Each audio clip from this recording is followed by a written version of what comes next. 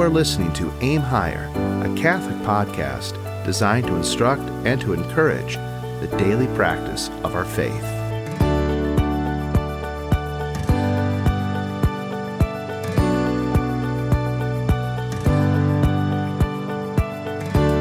Pax et bonum, peace and good to you all. Welcome to another episode of the Aim Higher podcast.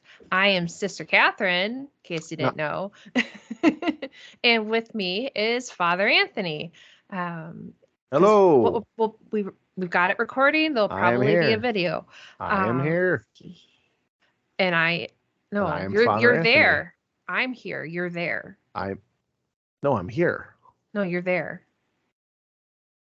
How is this possible? It's a paradox.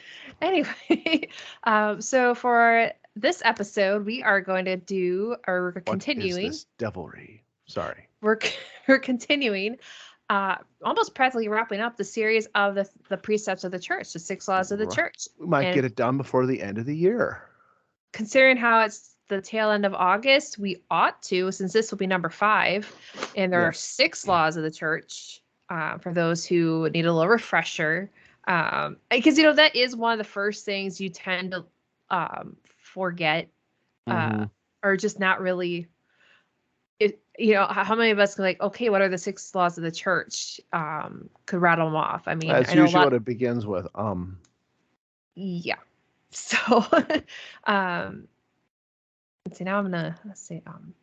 Anyway, so we're going to discuss the 5th law of the church, which is to contribute to the support of the church. And I think it's actually this law that kind of prompted us wanting to go over the 6 laws. Yeah, it was. Because this one's interesting, and it can be touchy. It can be touchy. It's delicate. Delicate. And misunderstood. And I also, as we go through this, I want to add a perspective that I have regarding this that maybe people just don't really think about. And so that's why this series came to be. And that is why we are here right now, or I'm here, Father's there. Yep. And I'll be there for you, sister. Thank you. I can't say I'll always be there. Do you think you'll stay there? No. I have to mow the lawn sometime. Okay. Very good. So with that, Father, I guess you can turn the mic over to me. Yes. Yeah. Okay. Absolutely. Great. Well, one thing we're going to use as our reference is My Catholic Faith. Shocker. Yeah. And it is the lesson entitled The 5th Commandment of the Church. And as we said, to contribute to the support of the church. Now, I will ask the first question. What is meant by the commandment to contribute to the support of the church? By the commandment to contribute to the support of the church is meant that each of us is obliged to bear his fair share of the financial burden of the Holy See, of the diocese, and of the parish. As St. Paul says, what soldier ever serves at his own expense? Who plants a vineyard and does not eat of his fruit? Who feeds the flock and does not eat of the milk of the flock? 1 Corinthians chapter 9, verses 7 and 8.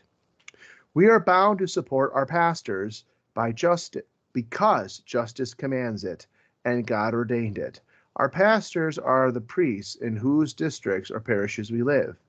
Pastors and curates are appointed by the bishop and charged to give necessary religious instruction, administer the sacraments, watch over the spiritual welfare of the faithful, etc.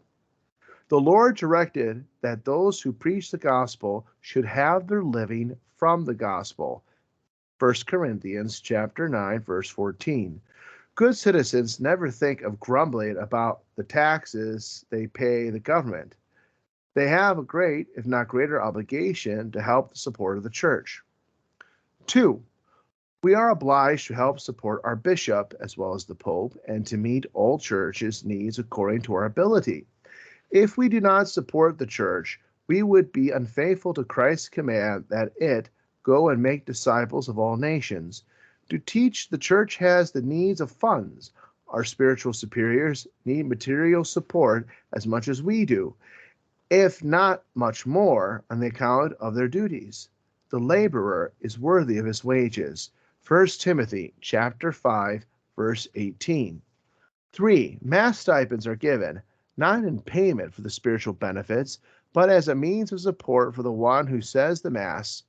One cannot buy a Mass. So I'll stop at that point. So that just gives so much food for thought in just that first section there.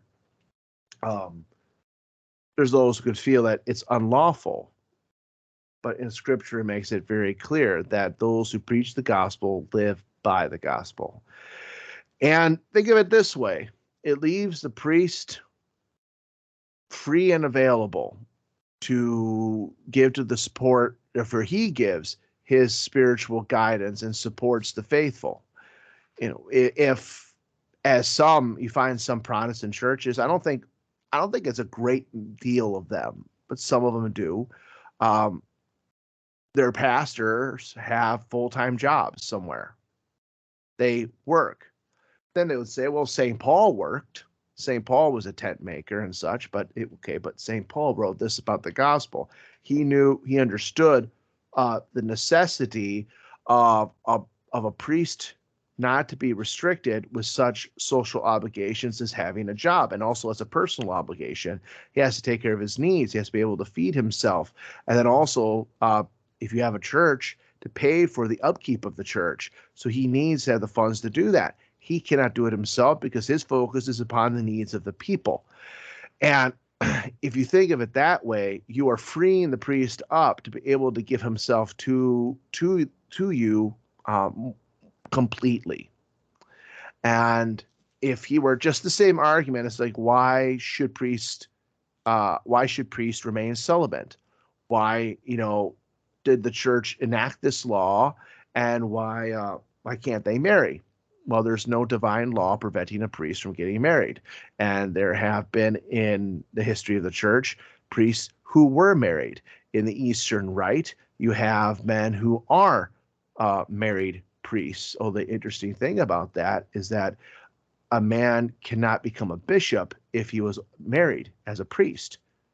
Only a celibate priest can become a bishop in the Eastern Rite. Very interesting.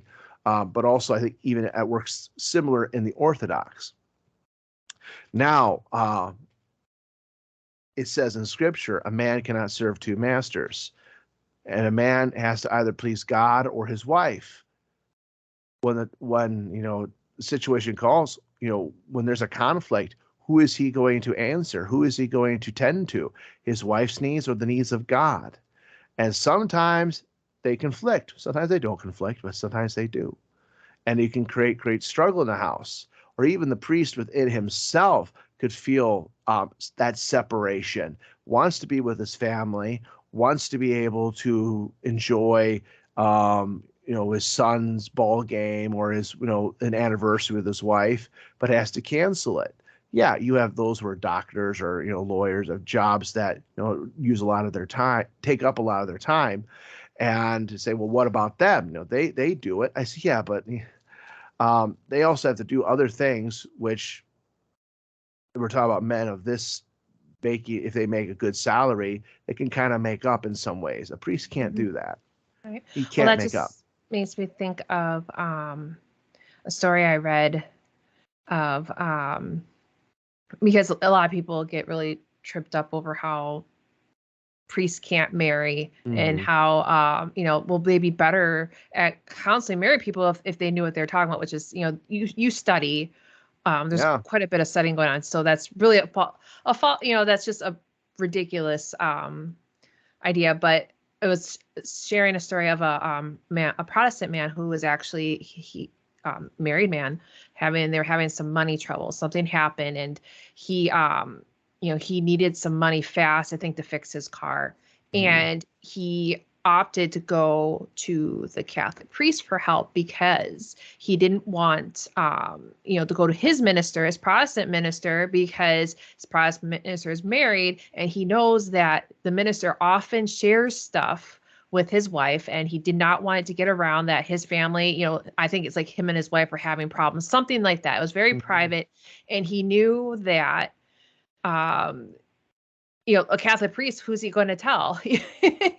But because we know it, I don't know if any of our listeners have ever watched the monstrosity of a show called Seventh Heaven, which was following a minister and his family. Okay, I don't know. I remember that show. But if you, there's so many things about that show that's just, anyway.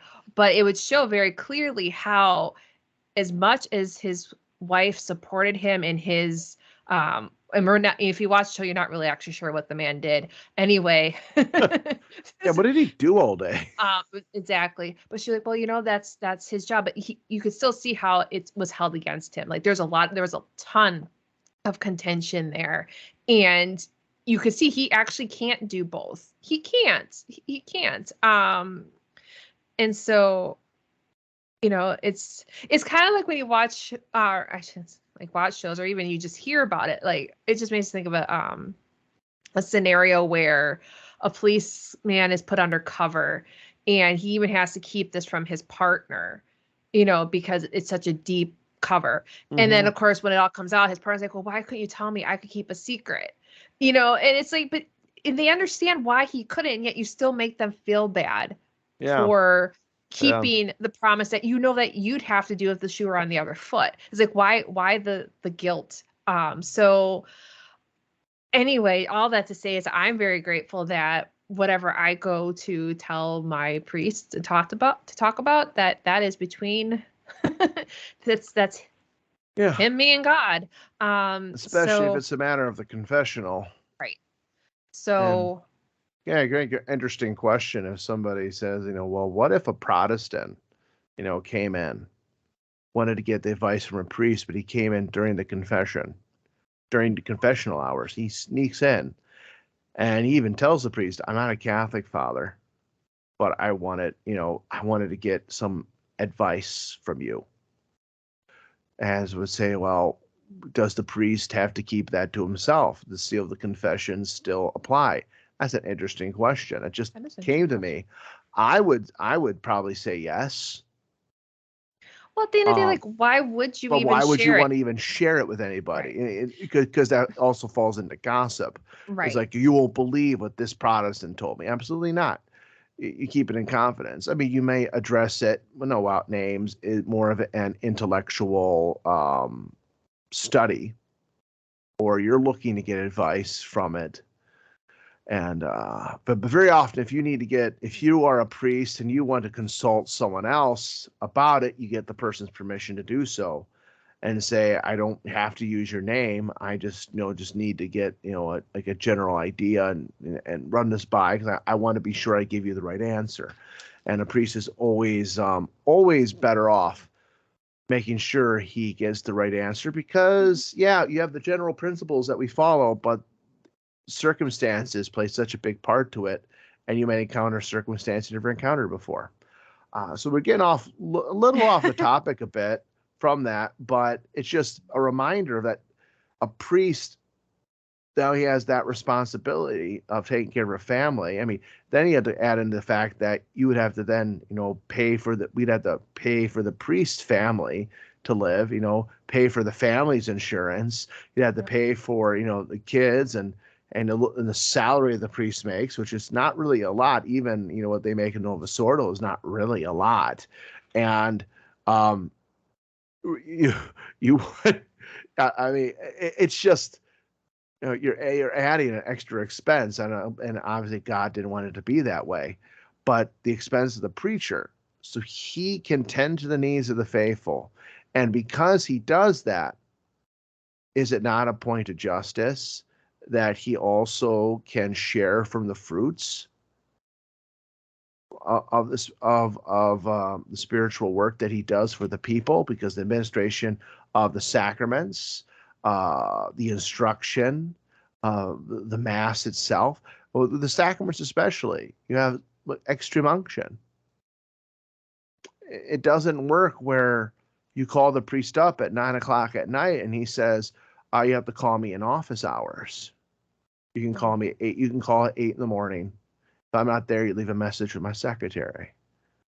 It's like, no. It's like, well, Father, can you come? It's noon. Can you come? I'm sorry, I got a golf game with so and so.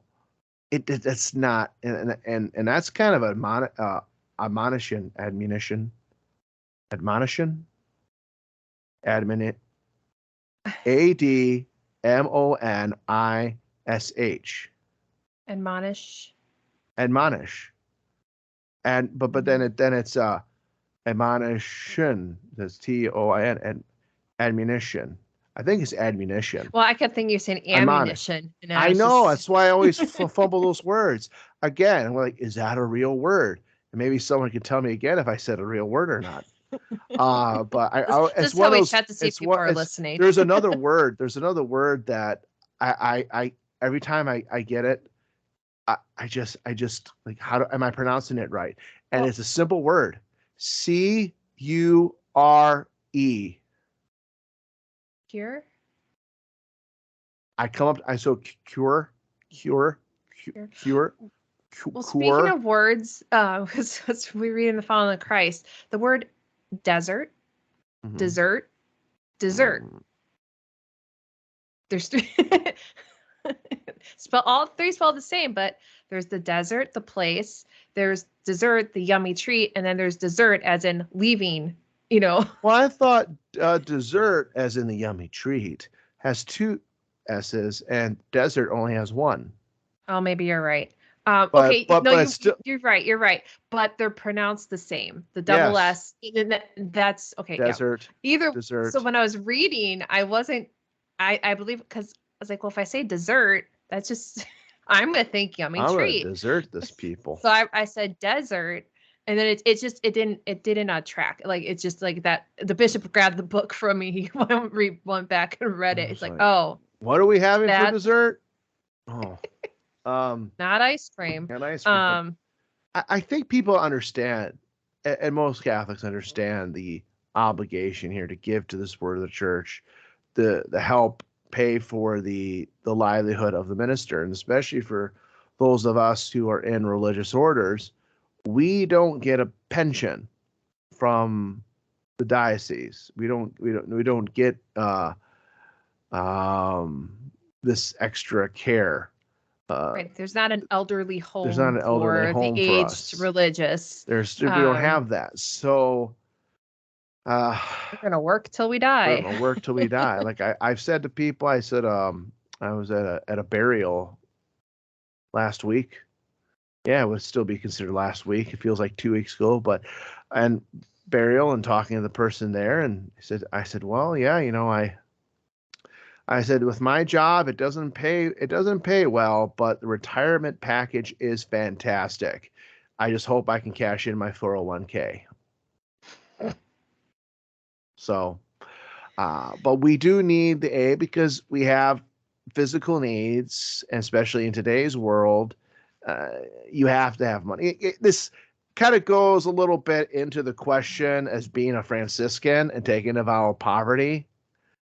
And, because there's a difference between giving the support of the church, the parish building, the structure itself, which needs its maintenance, bills need to be paid. So there's that, but then also giving the support of the pastor. I said, but where does that money go? Anything like when a priest collects, and it talked about here, stipends for duties that he does, whether it's for a baptism, for a funeral, a wedding, that actually goes to the priest himself, not to the church. That goes to him. We're talking about diocesan priests. But as a Franciscan, I don't have money going into my own account. So that money all goes right back to the church itself. So in that way, we are maintaining our vow of poverty in today's economy, which is not the same as it was in the time of St. Francis of Assisi.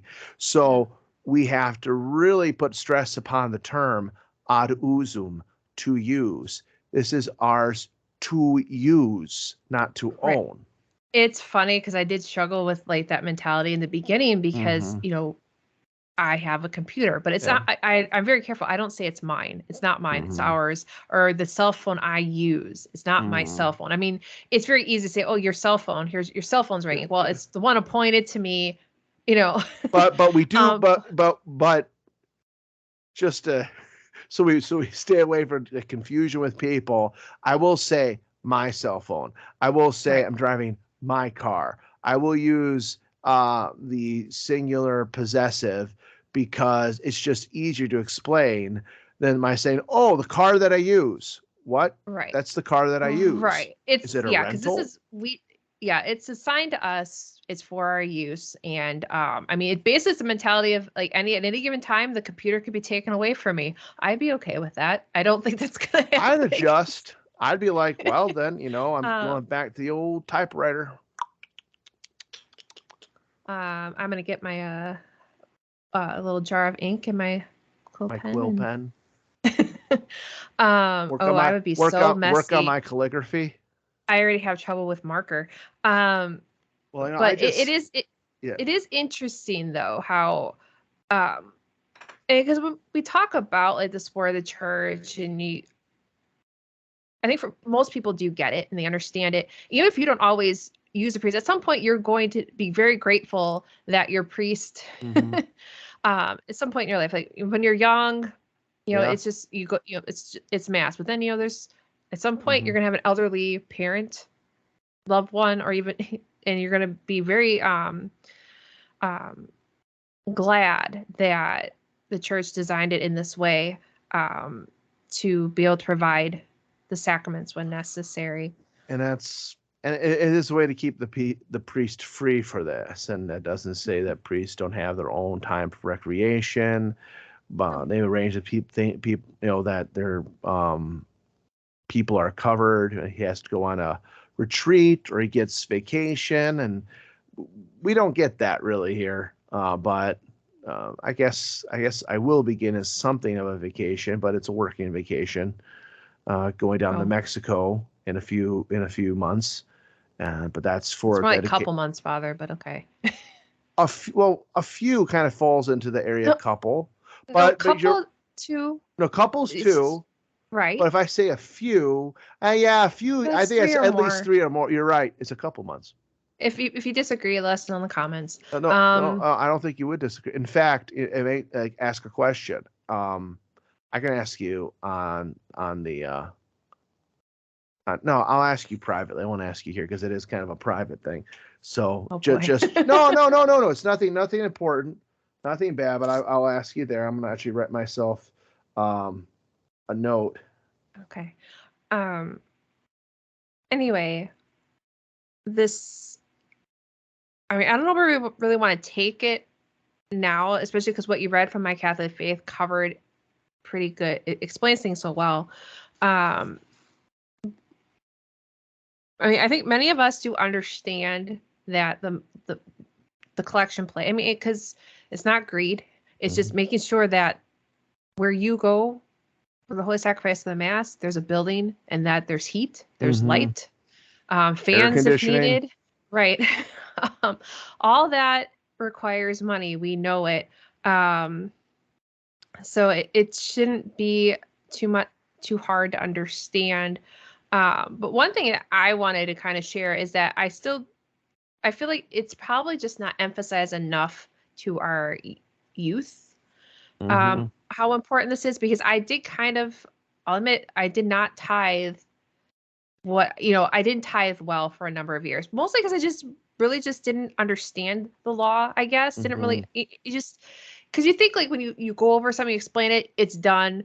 You don't necessarily go back and visit as you get Yeah. older. But I mean, there are some people who have the mentality that a person should not begin to be required to tithe until they're established, like out of college, Mhm. well-paying job, and that's not true. No. Um, but it wasn't until I really started to come back and really understand what God was asking me to do, understand the Catholic faith, that I started tithing appropriately. Because you kind of get stuck in the same amount for 20 years or nothing at all. And it's, and I don't know if this is correct, so you can correct me if I'm wrong, because I did read somewhere that it is supposed to, what you contribute is supposed to kind of stretch you a little bit, hurt a little bit, maybe. I mean, it's, but I don't think this is where sacrifice comes in. You're required to support your church. So because someone said it's part of a sacrifice, but then I was told that, but no, it's not necessarily supposed to be sacrificial. I don't know what I guess. Well, it's, you're giving something up, so it's always going to take, even if it's a point of justice, it doesn't mean it's not, it's totally void of the nature of a sacrifice. I know our Lord sacrificed himself on the cross to bring justice for man with God. Okay. To reunite in that way. Reconcile is the word I want, to reconcile. And that's an act of justice because man fell away and sinned. And Christ restored that by sacrifice on the cross. So to say that it's completely void of sacrifice, that's not true. But what we give, might be, might not, how we say, like when you say what it hurts a little bit, to give it, where to give a certain amount where we might have to give up a little something that we do, instead of say, well, I won't get, I'll add that little extra, so I won't get that pack of cigarettes this week. Say, Father, my budget's tight. Well, then cut out the things that you don't need. And then, well, we don't need to go out to dinner this week or get pizza this week. We can put the money in for that. It means things of that nature. Of course, we live in a society where people eat out all the time. It's kind of a normal thing, and cigarettes is a daily investment. Right. And so it's where you find that, maybe one Sunday you're able to give a little bit more because maybe you got a little bit more, or you just want to give that little extra. So, you never. It's one of the hardest areas to talk about. And it kind of touches upon this, like how much should we contribute? And, this kind of jumps to a different part, but I'm going to just read this part in My Catholic Faith. It says, we should contribute as much as we can according to our means. Persons who are in moderate circumstances and with large families cannot be expected to contribute as much as those who are rich. The very poor are not expected to give anything. Sacraments are administered to them without fee. Yes. I read that earlier, and that maybe you can expand on that a little bit later, because it just kind of sounded odd to me, or I could see how it could be misinterpreted.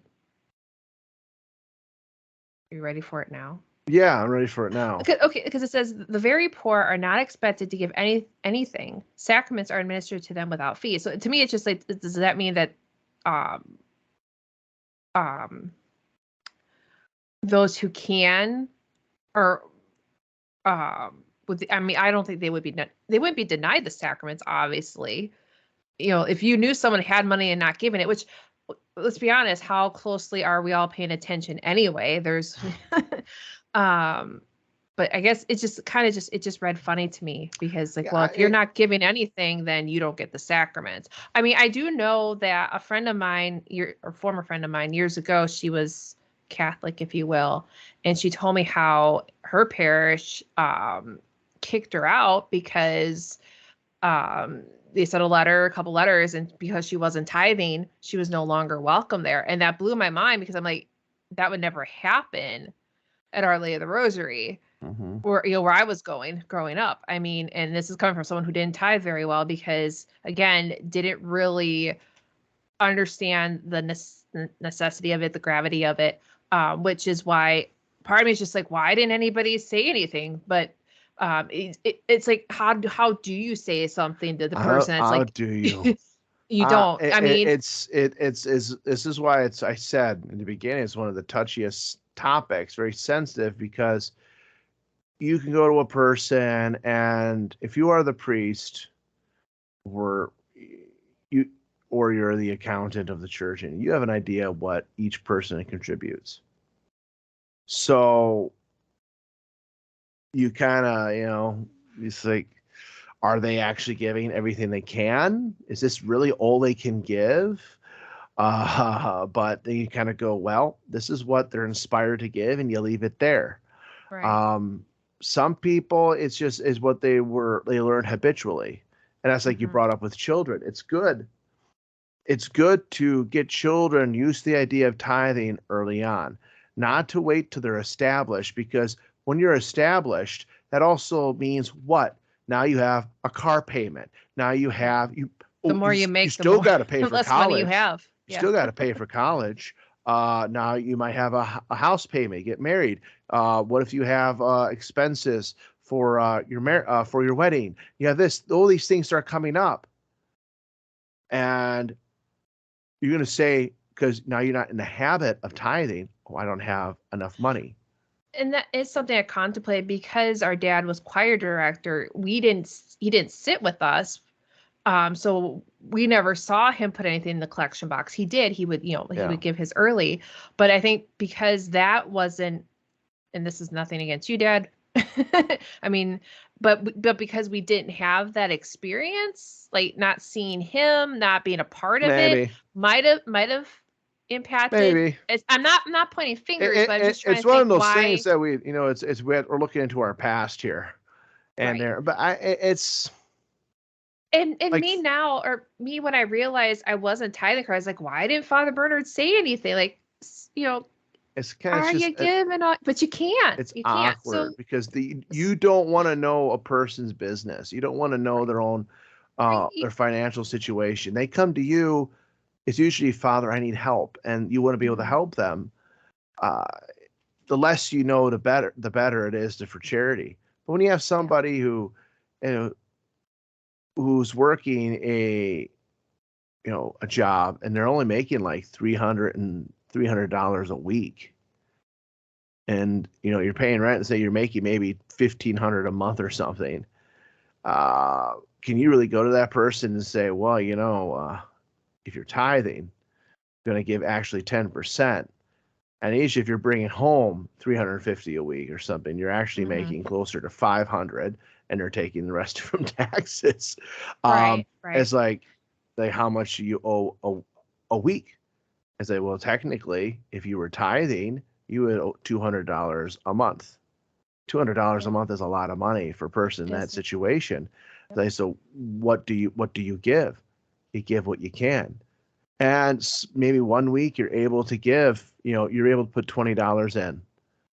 Another week, it's kind of tight. You had to get the rent in, but you put $5 in.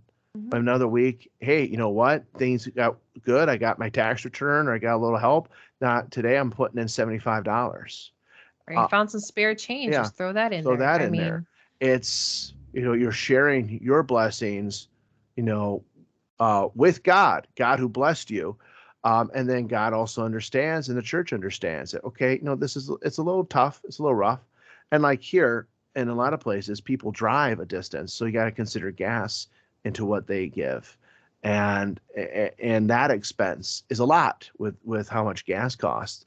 So you factor all these things in, but you want to develop the idea early on for children in tithing. So as soon as they start getting an income, whether you want to call their allowance an income or they get a job, tell them you need to tithe. You need to give a certain percent. Now, when you have a kid, let's say there's a teenager and they start working a part-time job, and they might bring in $120 a week. Of course, nowadays, kids starting off, they can start off making $12, $15 an hour at jobs in their first job. But anyway, maybe giving 10% of that isn't a big thing for them because they have no other expenses. So maybe that, or 5%.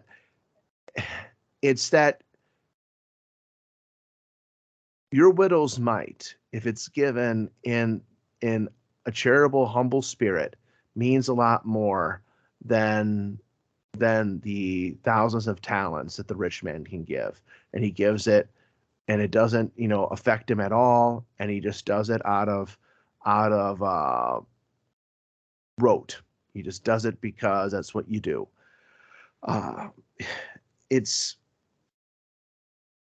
You don't want to burden anybody, especially as a priest.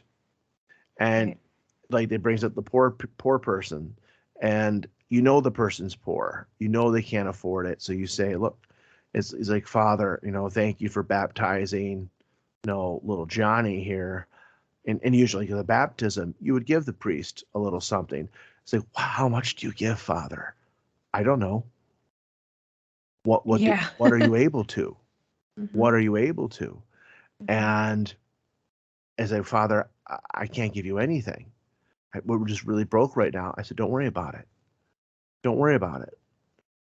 Just what was this? Only a few minutes of my time, a few cotton balls, a little baptismal water, but now we have a new Catholic. So why am I going to complain? I'm going to be happy with that. But most people will be able to give a little something. It's a show of gratitude to the priest and say, here, Father, for your support, for your help, for really doing this. And we appreciate it. We appreciate it a lot. I had people come to me and say, Father, we're getting married. How much should we tithe? And I said, well, what are you able to? So give us an idea, Father. And I said, well, I told them what another person did. And I said, but that's what they did there. I said, so you're figuring maybe somewhere around this. It's like, okay. Yeah. You never want to name a price, even like for a mass stipend. That's a little bit more exact because it happens more often, and you can't really buy a mass, but right. But speaking of the mass stipend, because obviously, and it's suggested donation. Yeah. But we did jump. It was $10 for 40 years. Yeah. And yes, okay, so the suggested donation doubled, but when you think about the mass stipend, it's supposed to support the priest for the day. And I know there are people out there that give more, but and then I realized that there's some people like they can't do as much. Well, just do what that's when you take it to the priest privately. Said, someone just recently died. I really would love a mass step for them. I can only give this. Work that. Don't be afraid to ask about it, but it still should be something. Can we pretend that through the history of the church, could there not have been a situation where a person goes to a priest and explains that, and the priest said, nope, either you pay the full price, I'm not helping you. I unfortunately, you've had some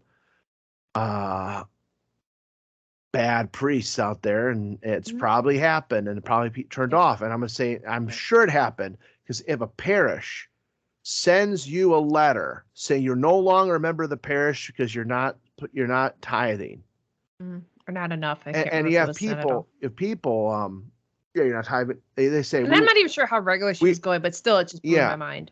And that could have been a factor too into that was also part of it, connected. But you can be in a situation where a person, where was I going with this? I lost my thought. I do apologize. Where what I've not of a situation. I heard of a situation where, I don't know if it's Catholics, but other denominations, like they want you to send them like your W-2 and like how much you make. You want I make this much a year, and I'm like, what? Oh yeah. So then it's like, all right, okay, you make $40,000 a year, so that means you should be giving. We should get $4,000 a year, and so we can figure that to be, what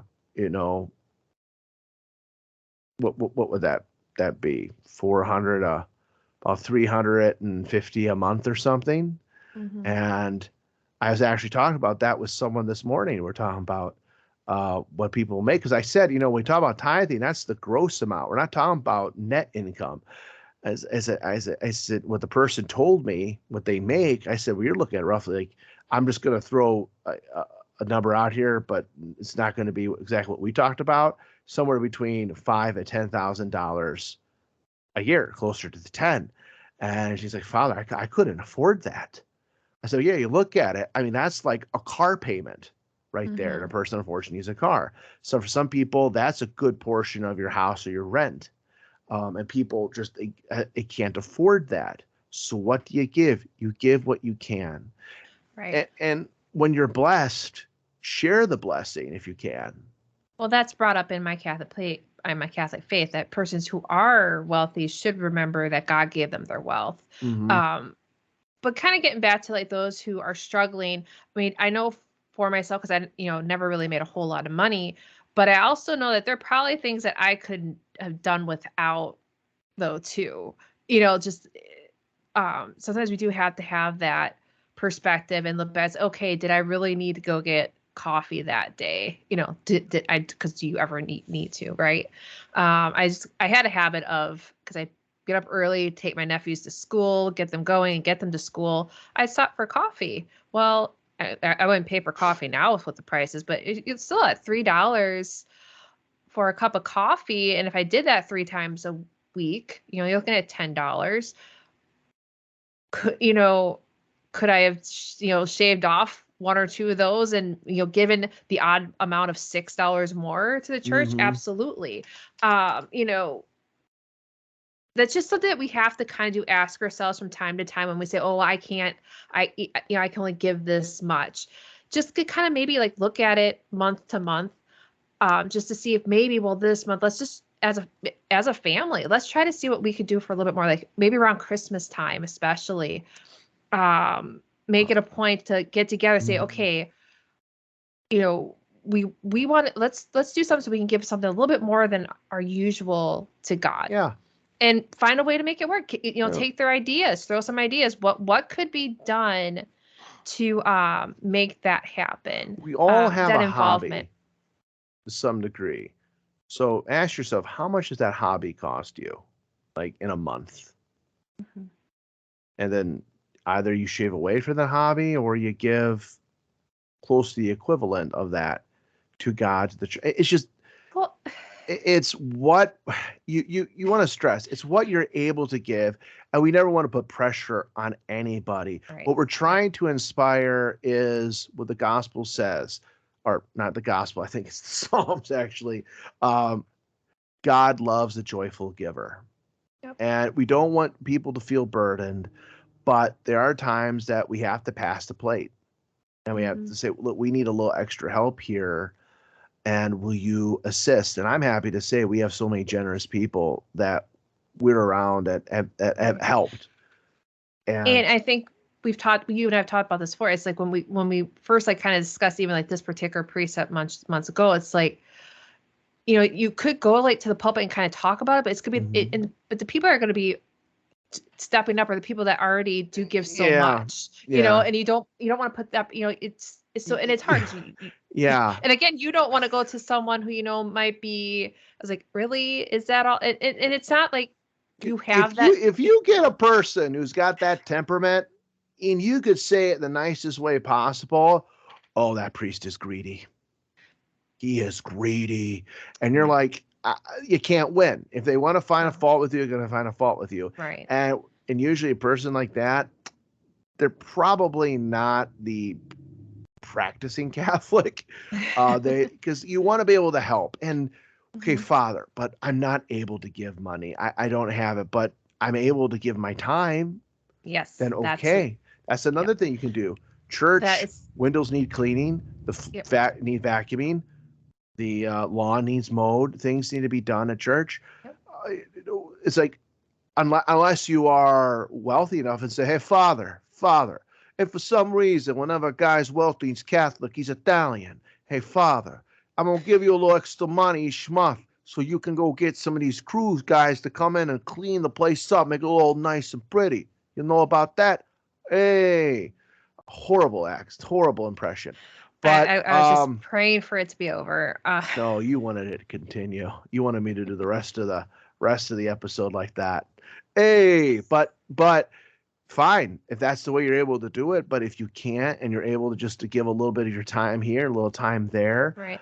uh, you know, 'Cause some person might be like, "Hey, Father, I might not be giving you tithing money, but we're buying flowers for the altar." That you take that into consideration. I Yeah. bought flowers. If you get enough flowers to make the altar look nice, um, you're shelling out a pretty decent amount of Mhm. money for that. Yes, So absolutely. it's nothing wrong with that. No. There are ways you can give. And that is something I bring up whenever I teach, when we go over the 6 laws of the church, and I bring up to children, I was like, I understand some of you may not have an allowance, you don't have jobs, but you can still help um, come and clean the church. Mhm. I do know that there are some families that do bring up the kids and they hand them a dust rag. And even that little bit, getting into that practice, because it's your church too. I mean, you should want it clean. But those are little things that you can do. The other thing I brought up to one student of mine, because they're a mission, so Bishop Giles goes to them every month. I said another way that you can help is, the bishop comes, says mass, and you usually have a meal for him. Well, you helping getting the house ready, getting the meal ready, all is part of that too. Mm-hmm. Um, That's so that giving to the support of that. Yep. I go say mass different places, and what they give me, it pays for my gas. So Mhm. that's all I really need, gas, and they feed me. When they give me food, they feed. So you don't ask for a lot, you don't demand a lot, especially when you're a priest who travels. You don't want to overburden the people who might have to scrape up enough money to get you a plane ticket to get out there, or paying for your gas, and then having them pay for a hotel room, and then you come as, oh, I need a stipend as well. It's like, oh, geez, come on. You don't want to overtax these people, Right. so you want to make it easy as possible. And I'm amazed by the generosity of people that these are not wealthy people that I deal with. But there's one thing in the Catholic faith we were going to kind of follow up, but we didn't. But that's fine because we've already touching upon so much. One thing I wrote here that I think it kind of gives a something that you can kind of use as a measuring stick. Like, how do I know, Father, how much should I give? What is still a good amount? It said, tithing, the term tithing, technically 10% might not be feasible. Hey, if you can give 10% off the top, and everything's great, and you are, financially solvent and everything, good, God bless you. You are using God's blessings well. But most cases, I think this is a decent rule to follow. Ordinarily, if we give each month 1 day's wages or revenue, the needs of the church will, as a rule, be taken care of. This is surely not too heavy of a burden. So 1 day's wages. So you I ask, like, wish. how much do you make in a day? Mhm. Use that kind of as a guide. It's not an exact rule, but I think that's a decent guide. That's one that's day's that's good. I wages. I wish I would have read that back when I was having an income, because that would have actually been like, okay, let's and at least start there, Well, and even if you actually, stuck with it. I think back in the back when I got back, I wasn't in that great Back of in your day. back in my day. No, I wasn't that great in tithing either, and I'll tell you the reason why. Because I had that mentality. When I can afford, I'll be able to really give. It was an act of pride, is what it was. Mhm. Yep. You're better off giving that widow's mite every week than waiting for that big score. It's like waiting for that home run. Just get a single in there. Just get a walk, okay? Just stop the baseball analogies, Father. But and then I realized something. According to this rule, oh, this was actually the rule I followed, because I think, yeah, it basically came out to about a day's wages what I was I contributing. I have to like do some math. It I was mean, pretty once close. I realized the Well, error of my Father, I make ways, $40 an hour and I work 10-hour shifts. So you think I gotta give $400 a month? But can you afford it? Well, Maybe you can. I don't know. Maybe you can't. But I'll have to do some. I'll have to do some thinking. Not that it really matters now. I But I do know that once I realized the error of my ways, I did do my best to give Yeah. more. You know. Yeah, and you know, here I kind of bring up an interesting point. What I just said here, I talk about a person. There are people out there who do make $40 an hour, and they deserve it. They're in a profession, a technical skill, or whatever. Yeah, and there are people out there who don't make that much, who probably should make that much, considering what they do for a living. But they say, "Well, I can't afford that." It's like, I can't, Father, I wouldn't be able to afford that. It's $400 a month. That's a little rough for me. I say, okay. Is there anything in your life you can cut out? Mhm. Like, did you need to get a brand new car because you've just gotten a used Right. car? Do you need to have, I mean, there are people out there who will spend that money on having the boat, having the place up north, having this and that. It's like, but do you need to have these things? Do you need to go on a vacation every year? Do you need to Yeah. do all that? And there's nothing necessarily wrong with those things, No, but but just knowing that you're obligated Yeah. to still be able to give something to God. And it's interesting because I remember years ago a friend of mine telling me that, you know, the more money he makes, the less he actually has. Like yeah, he's seeing it, you know. He's like, when I was making only 30, 40 grand a year, you know, I had a lot of money. Of course, now this is I think early in his marriage or just before he got married, and now it's marriage, kids. Of course, all those things add up. We understand that the value of a dollar has changed. You know, you could easily drop a couple $100 at the grocery store and only come out with 3 bags of groceries. Like it's understandable, yeah. but we're also living in a time where people are constantly doing stuff. Mm-hmm. And I'm not knocking doing stuff, but maybe instead of it's just like if one of your things is that every Friday you get a movie and get pizza, well maybe one Friday you just don't. We're not saying every Friday, but just one Friday just don't. You know, because there's nothing wrong with. Could the thing you're doing that you spend that money on, is that an obstacle to your growing in spirituality, in your quest for holiness, your purpose for being here? It's all about temperance. So temperance and justice play a part in our tithing. So you have to look at yourself and just be honest. If you could answer honestly to yourself that I'm able to give what I can, and it sometimes goes week by week, and then fine. Then if you have don't get scrupulous about it. Don't get worried that you're not giving enough. You know, you give what you can comfortably give, because one week it might be all your bills come in, and you might not be able to give anything this one week. But maybe that you make it up that next week, which just brings up another point, which is why I know you have those that are in the habit of maybe tithing once a month, and they give their whole month, and that's fine. But throw this out here. This is more of a spiritual connection. During the Mass itself, at the time of the offertory, is the time when the basket is passed, and the people give their contributions, usually to the usher. What this represents is the participation of the faithful in the sacrifice itself. This is your active participation along with saying the prayers. You're taking part in the act of offering. Your tithe, in a way, represents also your intention during the Mass, and what graces you hope to gain, and what blessings you're asking God, and more importantly, the sacrifice you're giving to Him for His greater honor and glory. Which sounds like such a Deo Gratias moment, Father, but I do have a question for you. Okay. So, I didn't feel it.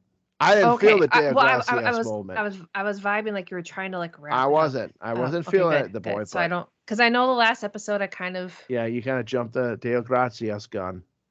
No, you did, and I'm like, wait. Oh no, that's right. I jumped. No, that's right. That's right.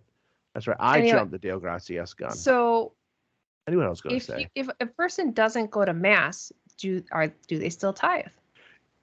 Yeah, yes, you do. Right, but You can get into like, say, what if there's one Sunday you weren't able to go to mass? You were sick or you had to work or something, and he said, well, you didn't tithe for that week. He said, well, I didn't go to mass. That's not what the rule says. The rule doesn't say, oh, you only when you go to mass on Sunday you tithe. Is giving your weekly tithe. Right. So see, and that's something I never really understood until talking with our brother. yeah, because he could after a while couldn't go every week, but he'd send, it'd still be every week. But also it made me think of during COVID, how, and I don't know if it would have occurred to me either, but I do remember at one point in the midst of it when, the bishop wasn't traveling down to Kentucky, so there wasn't, much there. And then we didn't really have much going on here. And someone had actually sent him a check. He said, I realized that maybe, the collection plates aren't really doing much because you're not saying mass. And I thought about, would I have thought to still send money to I to the don't bishop? know. And I don't know if people did or not. I just know of this one instance where someone did, and I just Well, but I'm just putting it out there because I wonder, does it even occur to people? sometimes Like, it just doesn't. You got to bring it to their attention because you just don't think about it all the time, and don't feel bad about it because right. If you didn't that's tithe not during the that norm. time, It's right. not the norm situation, and especially Right. during COVID, things were so up in the air. You didn't want people to blow through their bank account because some people are getting laid off. Other people may not have been laid off but suspended from their jobs, waiting until they can go back. Right. It was. I remember like with the phone with Father Joseph talking to him, and he says, Father, there was nothing preparing us for this. I said, this is brand new territory. I said, and I feel bad for you that you've just been ordained a priest and you got to deal with this. I said, but you know what? You dealt with it. You lived through it. You made the God adjustments. provided. You were flexible. We were okay, and people were still tithing. They were contributing. I was still going to the bank, Right. during COVID. So, Yeah. but I mean, I have no you're right. idea. Don't feel bad if you don't think of these things, and we bring it to your attention. So That's you do it. right. Yeah, that's kind of the purpose of the podcast. Is kind of like, hey, Don't you might feel not have thought bad. about. Yeah, don't feel bad, but you might not have thought about this before. What you So can do it for the love of God. right. It kind of makes me think of like even that little bit, because in my mind it's like, well, okay, I saved $6 by not doing this, but to give an extra $6 just seems like, well, like I gotta, if I can't round it up, then I should not give. It's a weird mental thing. But I've learned like, I well, know a person who would give like the exact, and it's like to the cent. So it's like, I'm giving you $11 and 43 cents. And it's like, okay, all right, thank you, right. whatever. Well, but I could see myself saying, well, but I like a nice even number, so I can't give the $26. I'll just give the 20, or 25 if you will. But like, no, I should have given the 26, and I'm just throwing out a number here, but You're right. Give the 30. well, my mind was like, well, then it should be 30. Well, then why not 50? I mean, it's just. Oh yeah, But don't do that. give what Oh you can. no, that would drive you nuts. Well, all I was gonna say is I just really love that point in my Catholic faith that if we give each month 1 day's wages, Yeah, like, and man, whatever yeah, that seems that's a doable, good, doesn't it? yeah, it does, That it seems a little does. bit I more mean, doable. calculate it out, see if it's Yeah. possible, and Round it the way that you can, that works for you and your budget. right. See what's possible. If you can't do it quite yet, find a way that you can. Just make it a challenge. To aim higher. Dun, dun, dun, dun, dun. So I don't. That's not how the thing goes. No, I'll have to listen to our theme again. Anyway. Like, I hear it. What is that? Aim higher? Yeah. It's sound. it's just. But the other thing I want to just touch on, because I talked to you about it before, was because I had read somewhere, it was online, and they were talking about the whole tithing, and someone said, well, did you know that you're giving money to a Catholic charity counts for this obligation. And I thought, well, that doesn't sit right. Let me ask, I asked His Excellency, he said no, and you of course no, that's not the case. So because what is our obligation is to support the church, your parish. That is your primary obligation. And as you brought up, when it comes to certain charities and such that there are, there's always, you can always do like a second collection. Which is what we do. Right. But like you supporting on your own, whatever cause out there, even Catholic or not, does not fulfill that obligation. That's what it was. Yeah, is that obligation is predominantly for the operation of your parish. And when you say the diocese, a certain amount does go to the support of like the bishop in his the diocese, or the operation of his curia and all of that. It's just, that's what you're supporting right now, and you give a little extra for these other groups. Either you're paying for a young man to go to the priesthood, you're paying to help a charity for underprivileged families. That's a little something you can give extra. It doesn't meet the requirement to tithe. I would say this: if someone said, Father, I really wanted to help this person in need, I can only do a half a tithe for this. Is that okay? I'd be like, fine. However you want to distribute that, that's up to you. But you should still put a strong consideration to the needs of the church.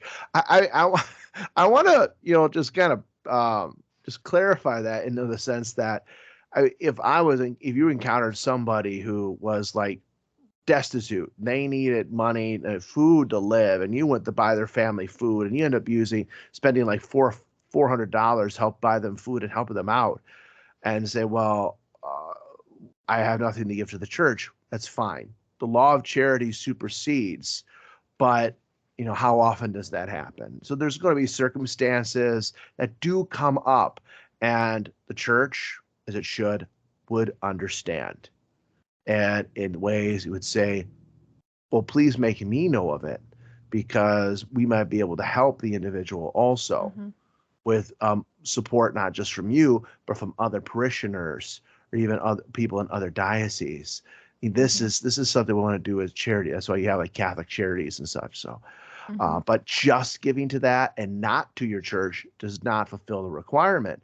You might work it out and understood maybe in your parish that maybe 1 week's collection goes to a charity instead of going to the church, which that would be fine. That'd be something they work out, but it doesn't take its place as a regular rule, as a regular what's the word I'm looking for? Practice. There you go. So how should we end the episode? Should we end it with a interesting story of St. Francis of Assisi? Should we finish it with interesting quip from our own lives growing up in a traditional Catholic family home, like something that really stood out for us? Or should we just do it in silence, just awkward silence? What do you want to do? Well, I'm already awkward. Yeah. I'm no longer silent. No, you ruined that one. Well, do you have a St. Francis story at the tip of your tongue? Well, there could be so many of them that you want to pick, and just try. Now you have a whole bunch of them go through your mind. Like, what's a good one? What's a really good one? And try not to mix them up. And what's fitting here? Like for our topic of giving to the support of the church. Well, I always did find it interesting with St. Francis how when he first started to take up poverty, and he sold his father's fabric to get money for the church. Yeah, it's what you call unguided zeal. And that's exactly what it was. St. Francis was like, because in his mind, in his innocence, he would be like, well, of course my dad's not going to mind this. It's just for God. Who would argue with that? And you would have a conversation with a person like that, and they'd be like, I don't get what I don't, but that's his. I'll give you an example from this. You know, talk about innocence. And this is St. Francis, the sandal was on the other foot. Story of Brother Juniper. Brother Juniper was known for his he was a very doughy friar. There's an inside joke there, but anyway, Brother Juniper is known for his simplicity, and it was so wonderful that even St. Francis said, I wish I had a forest of junipers, because his simplicity, his humility was so it was as perfect as what one could hope for. I'll put it that way. And there is in the Little Flowers of St. Francis a story where Brother Juniper was taking care of a sick brother, and the brother was said to Juniper, he said, I'm hungry. I really could go for some pork and have the broth. Really could go for some pork. And brother's like, whoa, let me go. Juniper's like, well, let me go see what I can get for you. So he goes over to a farm. He finds a farmer's pig, and he cuts the leg off the pig. He takes the leg back and cooks it, starts feeding it to the brother. Well, as you can imagine, a farmer finds this and just completely, is indignant over it.